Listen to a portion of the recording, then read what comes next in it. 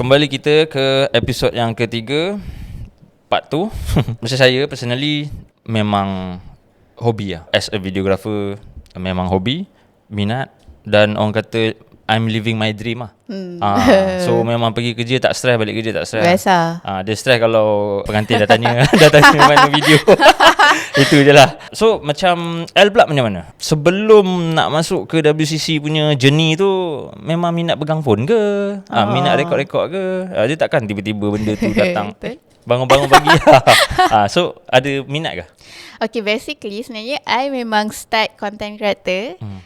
Buat content and everything dulu buat as fun-fun je lah. Okay. Since 2017. Wow.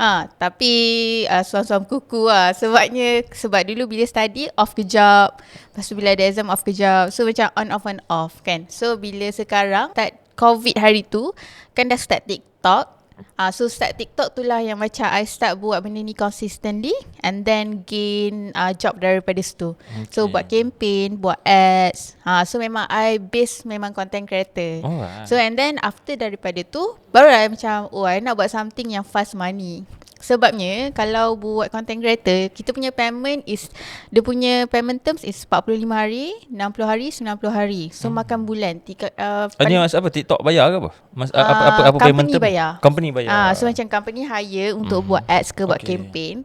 Tapi dah ada terms kat situ lah, 60 hari, memang 90 hari. Itu apa, industri yang sama, memang dia dah standardise kan ke? Yes, memang kebiasaan macam tu. Paling cepat pun kita boleh dapat payment 30 hari.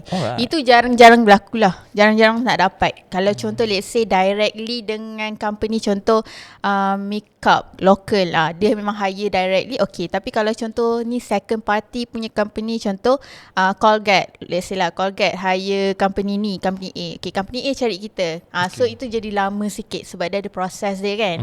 So benda tu yang makan bulan, kadang-kadang paling lama 90 hari. Itu kalau dapat. Kadang-kadang ada yang drag sampai 6 bulan ke setahun. Wow. So macam I cakap tak boleh hidup dengan payment term yang macam ni kan. Sebab kita ada bills nak kena bayar, and sometimes kita dah set financial kita macam ni. Tiba-tiba one day orang kata kena delay. Satu hal nak kena cari mana aku nak bayar bil semua kan. Ya betul. So that's the reason macam I need something yang fast money, yang macam contoh I buat job minggu tu dapat. So that's the reason kita jump ke WCC juga, because of money jugalah kan. Kelangsungan hidup demi Allah. Demi Ibadat. Cari rezeki kan. Okay, faham. So journey daripada WCC sebenarnya CC lah. Ya, CC. Content creator, and then baru jump pada wedding content creator. So terus tu stop ke yang ada? Kita keep ongoing. I still ongoing buat. Cumanya currently sebab terlalu banyak I buat posting pasal WCC, so macam engagement and algorithm tu macam dah lari dekat klien kan. Klien dah hilang. So macam sekarang start lagi balik aktif sebab kita nak gain balik trust dekat klien lah. Tapi buat separate profile ke? Kebiasaannya kalau contoh untuk track, kita banyak posting untuk WCC. Untuk TikTok mostly memang I posting pasal personal. So yang macam dekat main TikTok tu personal, and kita ada juga TikTok company, tu kita post WCC lah. Bila kita borak pasal WCC apa semua kan, mungkin audien kita ada lagi yang blur-blur kan. WCC ni apa benda kan. So nak tanyalah personally, apa maksud WCC ni? Kenapa lately ni macam ada confusion between WCC, mobile graphy dengan videography? Okay, for me lah, kalau bagi I, the right words untuk kita cakap pasal WCC is the eyes of moment. Sebab kita adalah someone yang kena catch moment, catch behind the scene, something yang kadang-kadang fotografer official, fotografer videografer tak dapat catch. Macam apa yang experience waktu hari tu, which is memang kita dapat video kahwin kita yang official tu kan, tapi apa behind the scene, macam candy wall ke yang I hire, ataupun apa balik vendor yang I hire, family I tengah buat goodies tu I hire, I tak nampak benda tu. Betul? So that's the reason I hire WCC, sebab I nak the moment supaya I boleh nampak dekat screen. So benda tu kalau next time I boleh ulang tengok banyak kali. So kalau dekat videographer, fotografer, kita dapat tengok yang memang official je, banyak fokus dekat bride and groom saja. So that's we call WCC, the eyes of moment. Okay, so the reason that tanya ni sebab That's the problem dekat luar sana lah, which is kita tak panggil problem lah, kita panggil dia satu kekeliruan lah. Kekeliruan di mana pengantin anggap yang WCC ni adalah buat something yang apa yang videographer buat. Senang cerita, dia menganggap bahawa it's a budget version of videography. So somehow benda tu lead to confusion lah. Tapi untuk pengalaman, ada tak benda tu datang happen during wedding day? Ada. I pernah kena. Klien tu tak bagi tahu yang dia tak hire any official photographer, videographer. So I is the one yang lead the event itself. So dia tak hire FM, dia tak hire MC. So like literally memang I the one yang lead. So benda tu sebenarnya agak memenatkan sebab kita punya payment is not high macam photographer, videographer kan. So macam I rasa di betray oleh klien sendirilah sikit.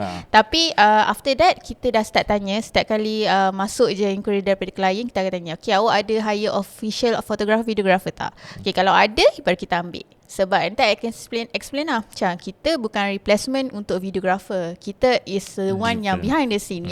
Kita capture apa yang tengah terjadi waktu hari tu. Tapi it's not something yang official I boleh bagi dekat you. So sometimes ada klien kata, boleh lah, I nak juga. Jadi saya tak boleh. Kita punya TNC macam tu. Kita kena ada sama ada official photographer atau videographer.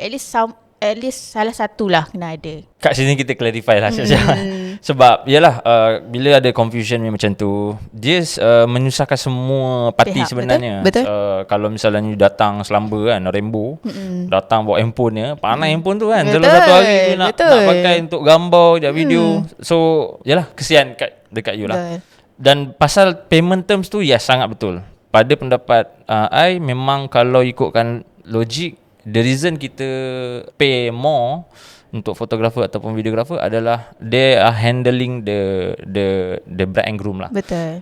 Mana yang okay, dia ni senyum macam pelik semacam dia kan. So kita kena bagi tahu kat dia, okay, boleh tak you senyum yang macam ni. So it's good for you juga. Dan orang yang snap phone ni memang mana kira dia ready ke tak ready kan. Betul. So bidang tugas tu memang dah sangat-sangat berbeza lah. So ada lagi ke confusion bila you dah buat terms macam tu? Maksudnya ada tak bila you dah sediakan terms yang macam okay, kalau you ada fotografer baru you accept the job. Tapi ada tak benda tu berlaku lagi?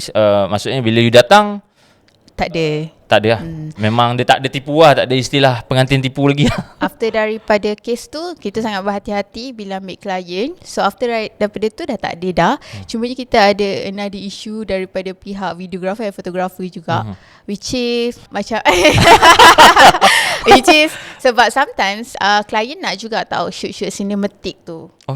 So memang kita fokus on the moment ataupun behind the scene punya side kan. Tapi sometimes ada klien macam, saya nak lah awak shoot saya untuk outdoor, saya nak awak shoot saya macam yang kita pergi shoot dekat Forest Valley tu kan, ada yang main lighting tu kan. So something benda-benda cinematic macam tu kan. Ada klien dia perlukan benda tu. So benda tu pun kadang-kadang ada isu daripada side videographer juga. Macam kau jaga behind the scene je, apa kau nak buat cinematic ni. I pernah lah banyak kali isu macam tu. Tapi on the wedding day ke? Ataupun macam balik baru you tengok, dia ni tadi shoot dengan aku. Macam tu.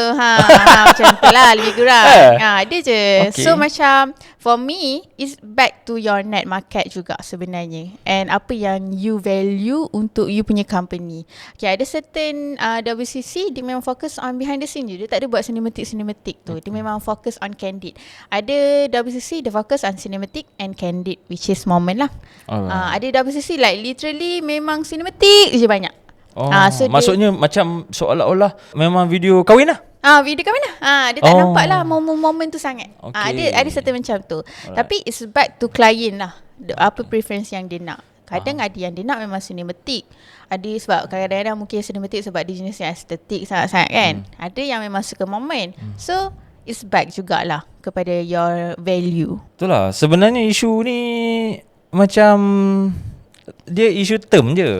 Betul. Terma WCC tu, wedding content creator tu sepatutnya dibahagikan dengan cara yang elok lah. Pada pendapat saya personally, saya rasa memang WCC ni macam you cakap tadi, behind the scene, cinematic tu sebenarnya bonus. Betul. Kalau misal saya lah, kita tak nafikan memang handphone sekarang dah power. Dia ada mode cinematic tu kan.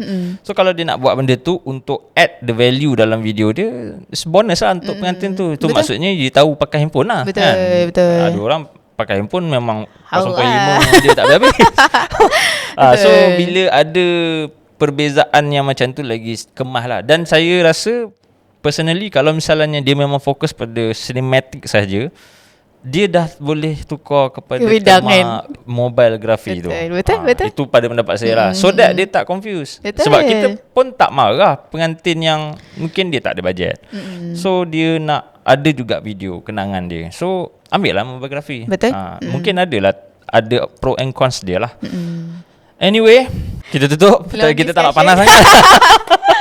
Kita tak nak panas sangat. Betul. Okay, untuk industri WCC ni lah, secara ringkas ni kita tahulah, generally kita tengok daripada luar, kita nampak yang upload mostly perempuan lah, kaum hawa. So benda ni macam pedas sikit lah. Nak tanya, statement tu awak setuju ke tak dengan statement yang WCC ni didominasi oleh kaum hawa? Okay, benda ni ada hot hari tu kat trend. For me, sebenarnya it's depend on the person sendiri yang shoot. Sebab even though dia perempuan, kadang dia tak reti pun pegang phone. Right. So bagi saya sebenarnya it's back to the person yang pegang the phone lah.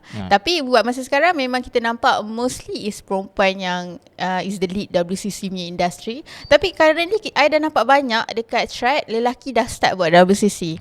Mungkin sebab sometimes ada bride and groom yang macam macam bride je banyak shoot, groom tak ada banyak. Mungkin sebab sometimes bila groom bilik tu terlalu ramai lelaki, kita pun segan nak masuk kan. Betul. So macam saya cakap tadi yang awal, kalau boleh saya nak hire another WCC yang memang fokus on the groom saja. So maybe currently dah start banyak groom buat untuk fokus on the groom. Okay. Lelaki buat fokus on the groom kan. So for me macam dah dapat sambutan untuk WCC lelaki, tapi tak banyak sangat lah. Tak ada nak buka package ke? Macam you punya lelaki. husband ke? Dia nanti pakai kamera. Okay, takut dia selfie lah. Betul. Selfie tu pakai raut. Alright, dalam beberapa masa tahun yang akan datang, let's say 5 tahun, rasa WCC ni relevan tak? Ni panas sikit lah. Panas lah. Bagi saya mungkin relevan sebab kita sekarang hidup dengan social media.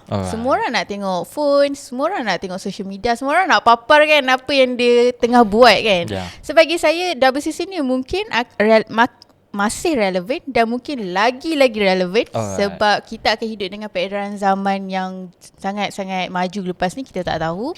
Dengan phone, apa dah lagi lepas ni kan. Dulu kita tak expect pun ada ChatGPT, tiba-tiba ada ChatGPT.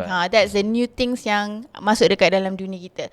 So mungkin bagi saya WCC ni mungkin akan advance lagi lepas ni. Lagi advance Tapi tak tahu lah. Mungkin lepas ni WCC shoot guna kamera kan. Takut drone pun ada. Betul. Tapi dah ada tau. Dah ada dah. Itulah. Sekarang ada drone yang boleh follow semua tu kan.